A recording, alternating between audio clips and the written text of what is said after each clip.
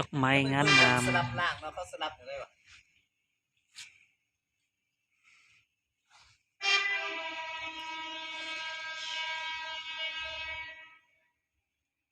老挝，我在老挝，我在老挝，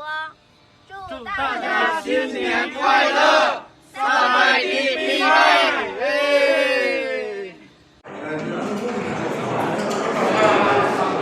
ปีใหม่ทีเนอร์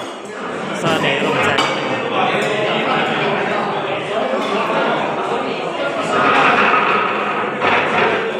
ได้ทีวันที่31แล้ว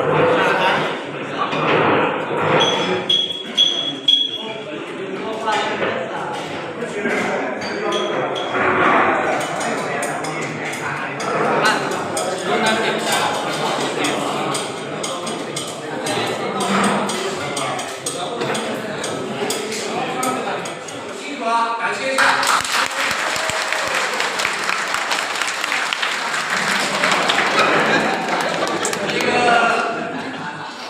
今天这个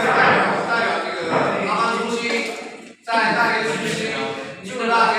新春愉快，万事如意。今天晚上吃好喝好，然后大家把这个热闹饮料都打开了。